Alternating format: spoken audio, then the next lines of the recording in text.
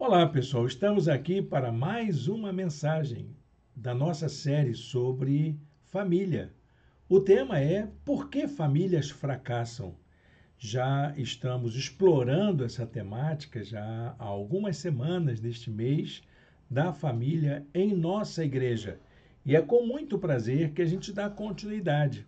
Você é bem-vindo, você é bem-vinda à nossa convivência e partilhamos com você esse momento especial em que nós mergulhamos na palavra de Deus.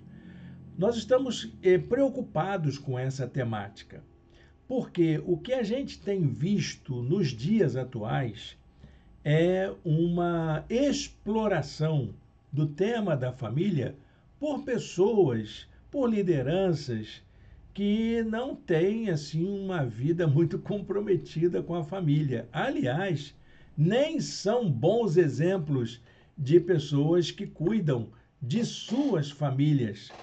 E aí então nós vamos à palavra de Deus, vamos procurar encontrar formas da gente poder cuidar da nossa, porque é disso que a gente tem que tratar.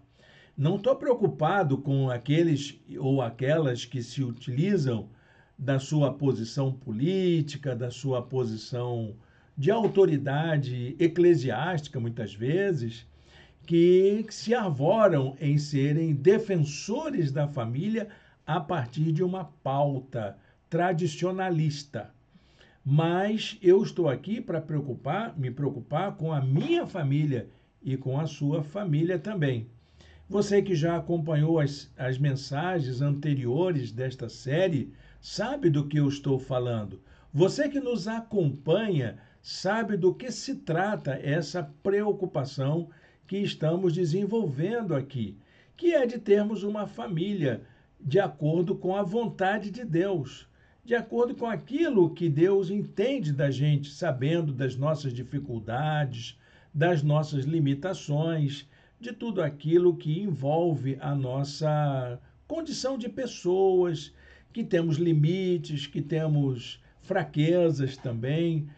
Por que não dizer isso? Nós não somos perfeitos, não temos uma família perfeita, mas com certeza nós temos uma família amada por Deus, apesar de todas as suas condições. E hoje vamos seguir no conhecimento de mais uma das famílias que nos ajudam a entender as causas que levam famílias ao fracasso. Famílias que enfrentam dificuldades tão grandes que acabam se dissolvendo, que acabam se dispersando. Vamos pensar nisso? Eu vou colocar aqui a nossa apresentação de hoje e vou fazer a leitura da palavra de Deus com você por aqui. Então, o tema da série de mensagens é Por que famílias fracassam? O que a Bíblia nos ajuda a entender sobre isso? E nós, então, estaremos já seguindo essa série de mensagens com a mensagem de hoje, cujo título é Por que famílias são destruídas? Porque você já conheceu alguma família que foi destruída, que foi assim apagada, que os membros se perderam de uma maneira tão estranha, né? Por que isso acontece em pessoas que se declaravam se amar tão profundamente? Então nós vamos pensar sobre isso hoje.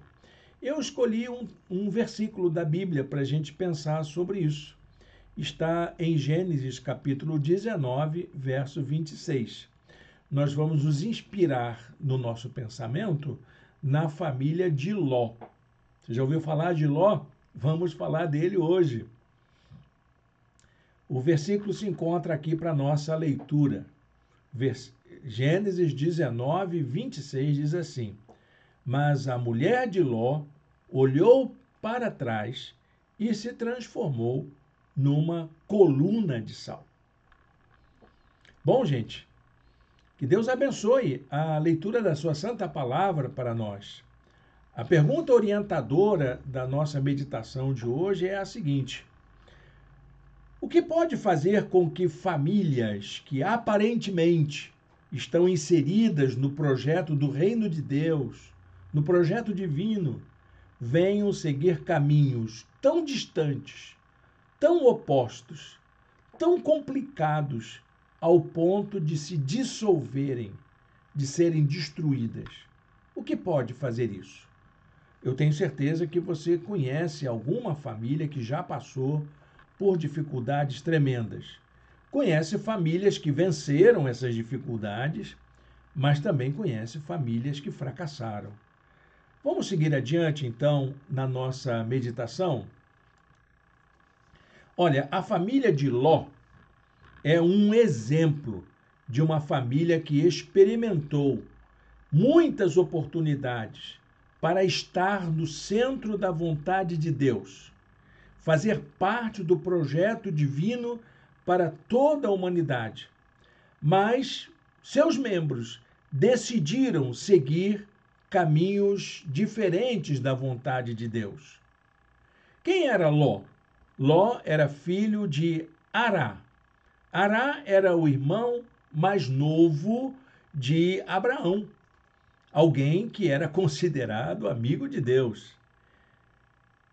Ló nasceu na famosa cidade de Ur dos Caldeus, um grande centro cosmopolita que influenciava a vida de toda a região da Mesopotâmia. O nome de Ló era significativo. Significa alguém que é coberto, alguém que é protegido, alguém que tem segurança. E esse início de vida de Ló foi marcado pela presença do tio. Ele tinha um apoio muito grande do tio. Acho que a palavra cobertura quer dizer exatamente isso. Alguém que tinha o apoio do seu tio. O pai de Ló morreu muito cedo. E então o avô de Ló, juntamente com seu tio, o acolheram e o levaram para todos os caminhos. O início dessa sua trajetória acompanhou todo o processo de migração que Abraão experimentou após ele ser chamado por Deus. Aquele chamado mesmo que Deus prometeu para ele, que faria da descendência dele uma grande nação. É aquela proposta, né? Sai da tua terra, do meio da tua parentela e vai para o lugar onde eu vou te indicar. Abraão, quando faz isso, faz essa peregrinação de Ur em direção a Canaã, a terra da promessa, ele leva consigo o seu pai, que era chamado Tera, a esposa dele, Sara, seu sobrinho Ló e a esposa de Ló, que nós não sabemos o nome. Quem é a esposa de Ló? Não sei o nome. E eles vão juntos para viver na terra prometida. Nessa trajetória, primeiro lugar, eles se instalam em Harã, passam pelo Egito e finalmente se estabelecem em Canaã. E nessa estabilidade de vida, nessa vida já concentrada na região de Canaã, Ló e Abraão se enriquecem. Eles aumentam o seu rebanho. E diz a Bíblia que eles não poderiam mais estar trabalhando juntos. E aí cada um tem que tomar o seu rumo. Ló escolhe ir para a região das planícies, que eram mais verdejantes, que ficavam mais para o lado do Mar Morto, nas margens do Jordão, bem próximas à região de Sodoma e Gomorra. E ele então estabelece a vida com sua esposa e suas 2 filhas nessa cidade de Sodoma. Ló, quando chega lá e começa a construir a sua vida, percebe que a população de Sodoma era uma população perversa, dominada pela maldade. Ló percebe que o povo de lá, diz a Bíblia assim, era extremamente perverso. E enquanto ele está lá, então, nesse ínterim, acontece uma guerra. Reis da região da Mesopotâmia invadem aquela região de Sodoma e Gomorra e promovem um saque. Eles saqueiam a cidade e levam prisioneiros para serem escravos, levam cativos. Eles saqueiam e levam cativos.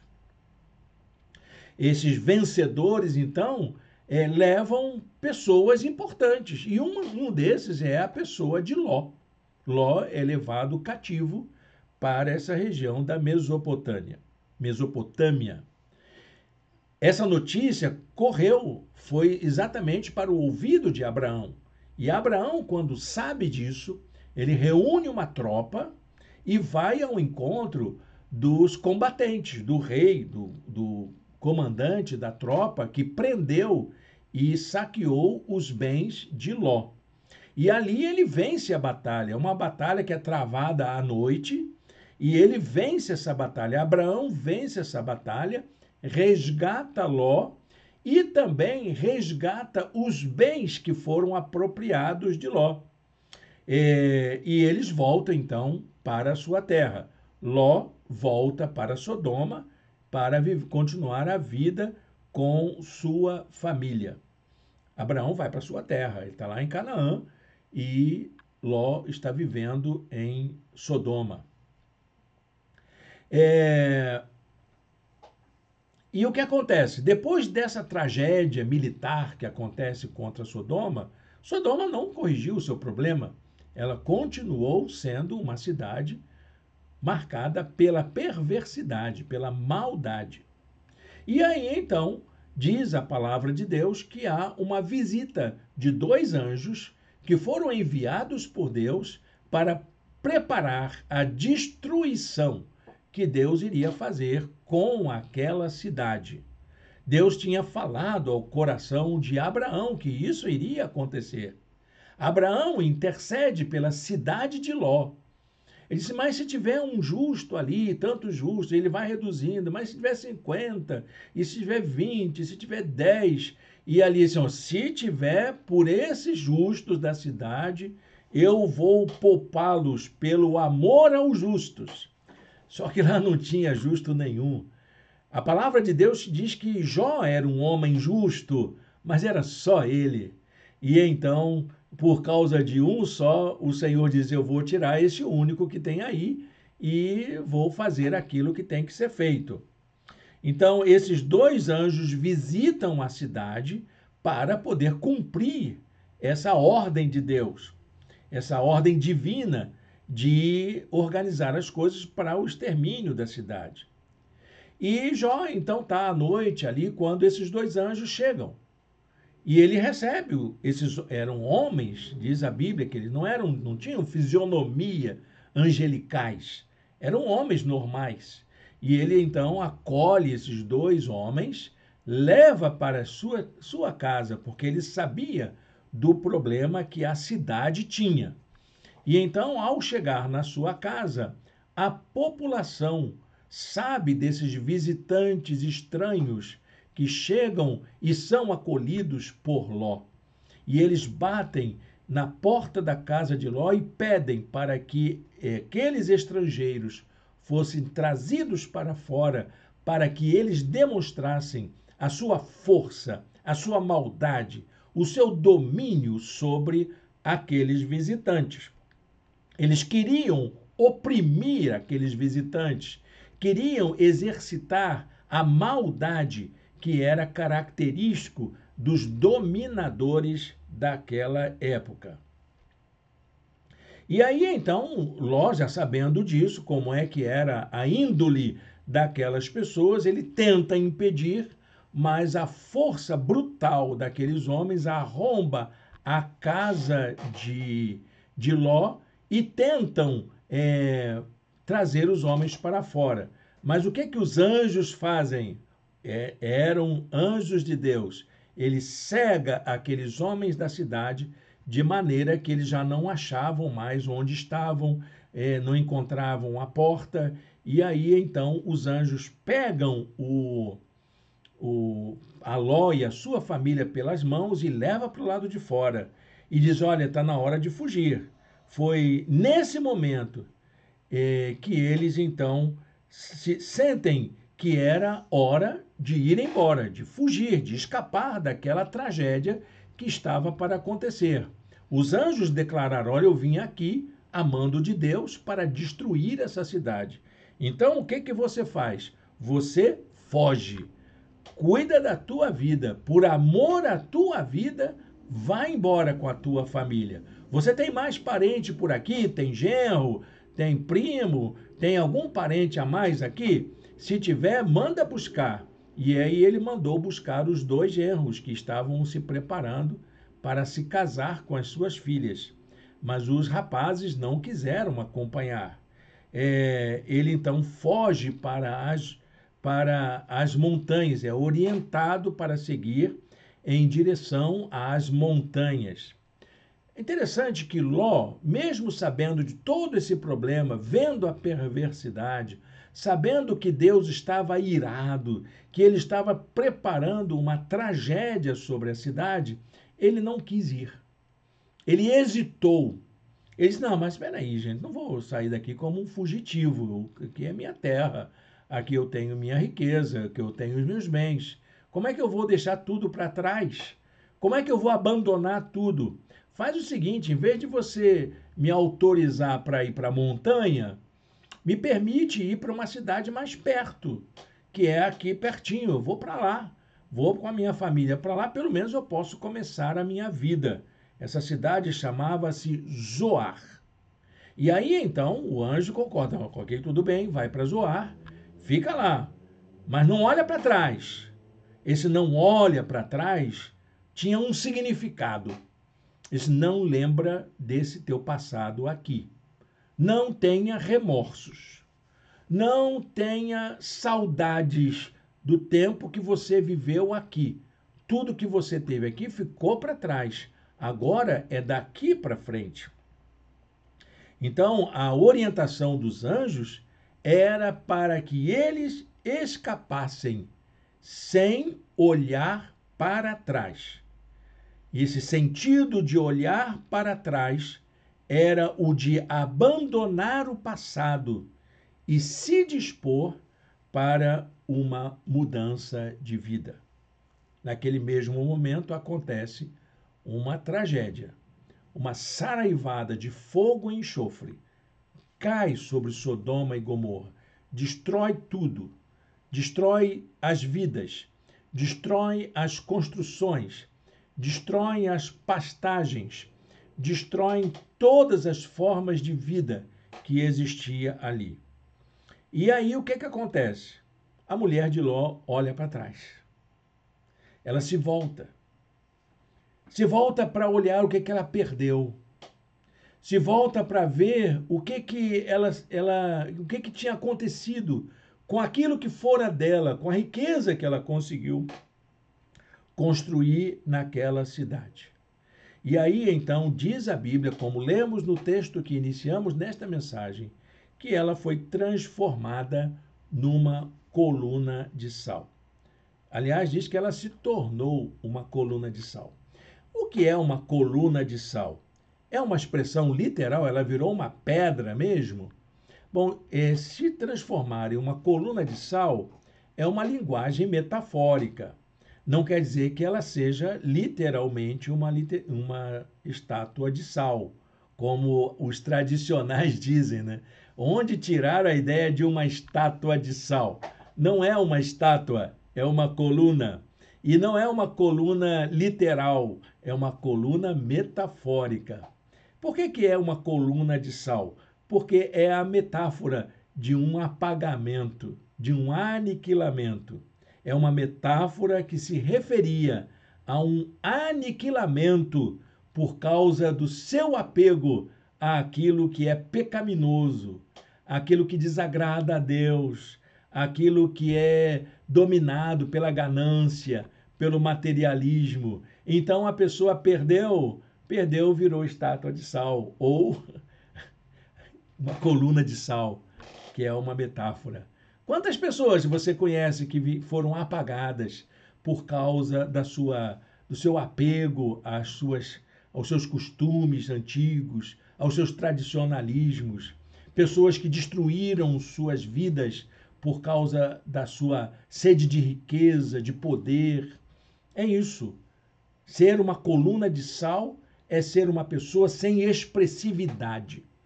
É uma pessoa que perdeu o seu significado, perdeu sua importância, foi apagada.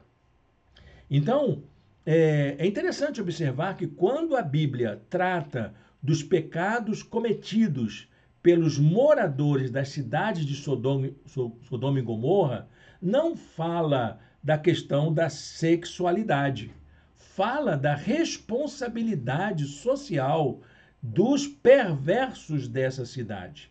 A perversidade era a exploração, era a promoção da desigualdade social que havia ali.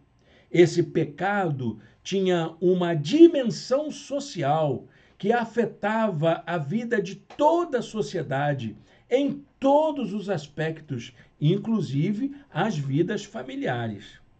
Qual foi esse pecado, então? Nós vamos só saber disso no livro de Ezequiel. Ezequiel, capítulo 16, versos 49 a 50. O profeta diz assim: Ora, este foi o pecado de sua irmã Sodoma. Ela e suas filhas eram arrogantes, tinham fartura de comida e viviam despreocupados. Não ajudavam os pobres e necessitados. Eram altivas e cometeram práticas repugnantes diante de mim. Por isso eu me desfiz delas, conforme você viu. Qual era o pecado de Sodoma e Gomorra? Não era a tal da sodomia. O pecado de Sodoma e Gomorra era a desigualdade, a injustiça social. A perversidade daquelas cidades não era a questão da sexualidade, mas a injustiça social. O poder opressor impunha toda sorte de maldade sobre os mais vulneráveis, sobre os mais pobres. O apóstolo Pedro se refere a esse pecado de Sodoma e Gomorra. Ele compreendeu que Ló era um homem justo que vivia num mundo injusto. Ele era um homem de bem que vivia em meio a uma sociedade perversa.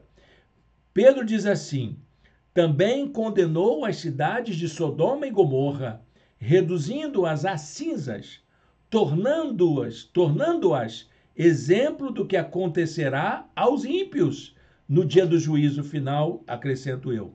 Mas livrou Ló, homem justo, que se afligia com um procedimento libertino dos que não tinham princípios morais, pois vivendo entre eles todos os dias, aquele justo se atormentava em sua alma justa por causa das maldades que via e ouvia. E cadê a esposa de Ló? Quem falou sobre a esposa de Ló, sabe quem foi? Foi Jesus de Nazaré. Jesus chamou a atenção das pessoas, dos seus ouvintes, para a figura da esposa de Ló nesse contexto de perversidade. Jesus alertou as pessoas a respeito daquilo que pode acontecer com as pessoas, como aconteceu à mulher de Ló. Ele acrescentou dizendo o seguinte: aconteceu a mesma coisa nos dias de Ló, e vai acontecer no dia do juízo. O povo estava comendo e comprando e vendendo, plantando e construindo, tendo suas vidas normais. Mas no dia em que Ló saiu de Sodoma, choveu fogo e enxofre do céu e os destruiu a todos. Acontecerá exatamente assim no dia em que o Filho do Homem for revelado. E aí então Jesus chama a atenção dos seus ouvintes. Eles lembrem-se da mulher de Ló. Estejam preparados para seguir em frente, sem olhar para trás. A figura da mulher de Ló, de quem a gente não sabe o nome, que é uma pessoa desconhecida, representa esse apego às tradições, ao tradicionalismo, ao conservadorismo, à ganância e ao apego aos bens materiais. A família de Ló, que antes havia alcançado a prosperidade, estava agora destroçada numa cidade estranha, sem nada. Ló, então, com medo do que poderia acontecer com ele, vai morar numa caverna junto com as suas filhas. É o fim da família de Ló. Está lá em Gênesis 19, 30. Ele passa a ter uma vida, então, solitária, abandonado, distante da convivência com outras pessoas. E as filhas de Ló, vendo aquilo, elas se preocuparam, então, com as suas próprias vidas. Nós não temos herdeiros, nós não temos marido, estamos dentro de uma caverna, o que é que a gente faz? Então, elas tomam uma decisão de fazerem um incesto com seu pai, e dali, daquele incesto das duas filhas com seu pai, nascem dois meninos que dão origem a dois povos antigos que são mencionados na Bíblia, os Moabitas e os Amonitas. Gente, que história, não é? Você vai concordar comigo que isso é uma história de uma tragédia cinematográfica, um roteiro que dificilmente a gente encontra nas telas do cinema, mas foi real, vivido por personagens da palavra de Deus. Esses fatores nos ajudam a refletir sobre o que pode fazer com que as nossas famílias se desviem dos propósitos divinos e se desestabilizem de uma maneira tal que possam até vir a sucumbir e desaparecer. A narrativa bíblica, para nós, ela aponta alguns indicativos nesses textos que eu li, que a gente explorou aqui juntos. Essas passagens tentam mostrar para a gente, de algum modo, que nós podemos investir na unidade da vida de nossas famílias, na relação afetuosa na vida de nossas casas, no cumprimento dos propósitos divinos para a nossa família. A pergunta, então, é: o que a gente pode fazer em favor da vida de nossa família para que ela não seja destruída? O que a gente pode fazer? Eu quero apontar 3 caminhos. O primeiro caminho é investir a vida inteira no cuidado uns dos outros. Precisamos aprender a cuidar mais das pessoas da nossa casa. A família é um espaço de cuidado. Lembre-se sempre, a vida em família resulta de pessoas que se aproximam e que se importam umas com as outras. O princípio básico da vida em família é o cuidado uns dos outros, o cuidado mútuo. Quando alguém deixa de se importar com o outro para sua própria autoafirmação, a família começa a seguir uma trajetória de declínio. E a família de Ló foi tomada por essa preocupação material, com aquilo que a gente tem acumulado. E Jesus lembrou o seu princípio para uma vida bem-sucedida quando tratou da família de Ló. Quem se preocupa muito em afirmar regras morais, valores de sua tradição, tentando se proteger, vai enfrentar problemas. Mas quem abre mão de si para o bem de quem ama, será feliz. Olha como Jesus disse: quem tentar conservar a sua vida, perderá. E quem perder a sua vida, a preservará. Lucas 17, 33. A segunda coisa que a gente pode fazer é não hesitar, não titubear quando se trata de evitar o mal na nossa casa. Nós precisamos proteger a nossa família da influência da maldade. Quando a família enfrenta riscos e problemas, não há como evitar tomar decisões dolorosas, decisões que mexem com a gente para cuidar dos nossos queridos. Por mais difíceis que sejam, o que precisa ser feito não pode esperar. O que a gente tem que fazer pelo bem da nossa casa precisa ser feito. Há situações de crise que não podem ser adiados. Outro dia eu soube de uma família que o menino de 10 anos estava roubando o dinheiro de sua mãe para comprar merenda na escola. E eu tive que dizer para essa mãe: você precisa corrigir esse problema enquanto há tempo. Não hesite em corrigir esse problema com o seu filho. Só para a gente entender, há situações de crise e problemas que não podem ser adiados de espécie nenhuma. Quem enfrenta risco tem pressa. E Ló tentou transigir. Ele tentou adiar. Jó tentou procrastinar. Ele tentou evitar a decisão de sair daquele contexto problemático da cidade em que vivia. Foi muito a contragosto para fora da cidade. Ele, a esposa e as filhas. Foi preciso que o anjo forçasse a sair. Quantas vezes Deus precisa forçar a situação para que possamos entender a hora de tomarmos uma decisão séria, de mudar de atitude, de dar um novo passo, de abandonar alguma coisa que a gente está apegado. Veja como foi com Ló. Tendo ele hesitado, os homens o agarraram pela mão, como também a mulher e as 2 filhas, e os tiraram dali à força, e os deixaram fora da cidade, porque o Senhor teve misericórdia deles. Sabe aquela situação de coisas que acontecem com a gente não gosta, mas é fruto da misericórdia de Deus. Você acha que está perdendo, mas é livramento. É Deus cuidando de você. É Deus colocando você numa nova situação. E a gente precisa abrir o coração para esse novo de Deus.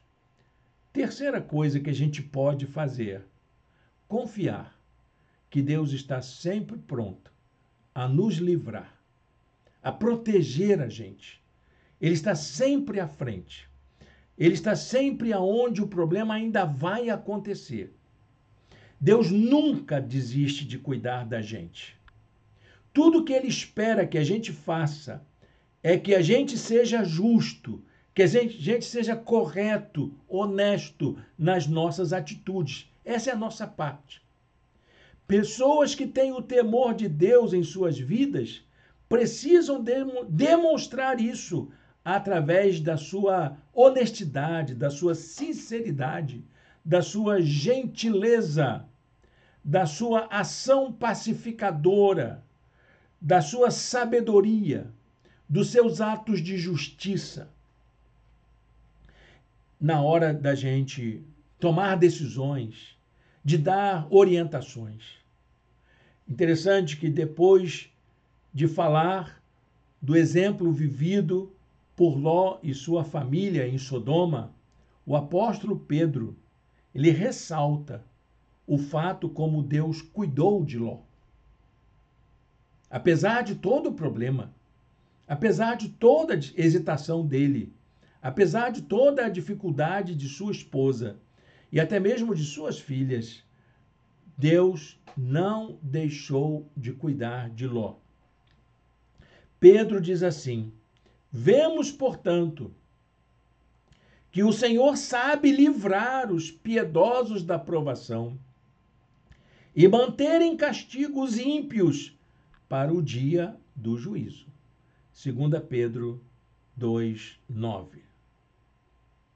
Olha, gente, o problema que levou a família de Ló à destruição não aconteceu de repente. Não foi por causa dos problemas da cidade em que ele vivia. Nem mesmo veio de fora para dentro da família. Estava ali dentro da casa.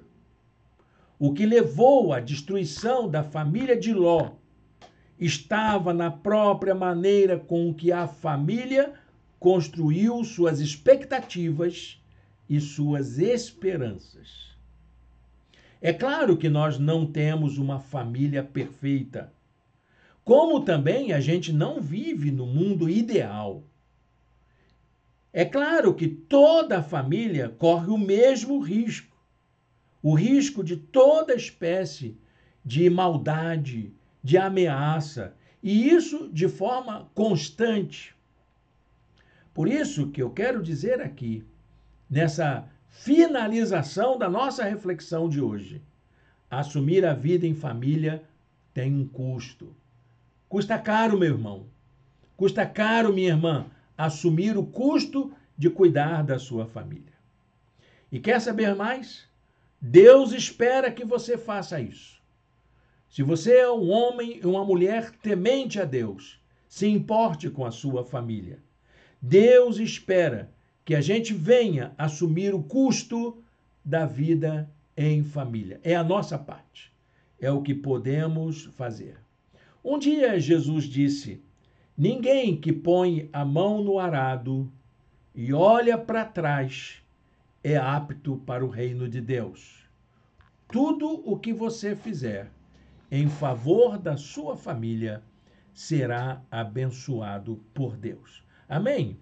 Feche os seus olhos, fale com Deus agora. Vamos orar ao Senhor. Muito obrigado, Senhor, por essa palavra aos nossos corações. Ajuda-nos, ó Deus, a dar-nos força para cuidarmos da nossa casa, para que a nossa família seja preservada, fortalecida para a honra e glória do teu nome, em nome de Jesus. Amém. Amém, meu irmão, minha irmã, muito obrigado pela sua companhia aqui com a gente. É um privilégio para mim poder ter a sua companhia conosco. Lembrando que no próximo domingo nós teremos nossa atividade presencial, mas será na casa de uma pessoa de nossa igreja. Então, se você gostaria de participar, deixe o seu recado, entre em contato com a gente, nós vamos combinar direitinho como a gente vai fazer. É uma pessoa muito querida e nós precisamos, então, saber quem é que vai acompanhar a gente, não é verdade? Então, entre em contato com a gente e venha caminhar conosco. No próximo domingo, será assim na nossa igreja. E aguarde. Siga-nos se for capaz de nos encontrar, dizia Rick Warren, quando ele começou o seu ministério ali em Saddleback. Siga-nos se nos encontrar. É interessante, né? Como é que a nossa igreja tem uma característica própria. Eu sei que muitas pessoas não estão acostumadas com esses modelos novos de igreja, mas nós não somos os únicos. Temos outras comunidades de fé que funcionam do mesmo, de modos distintos, e às vezes até do mesmo modo. Então, entre em contato com a gente, venha somar conosco, venha seguir Jesus com a gente, como a gente fala nas nossas transmissões. Desejo um bom restinho de domingo para você. Até a próxima. Deus o abençoe. Deus a abençoe.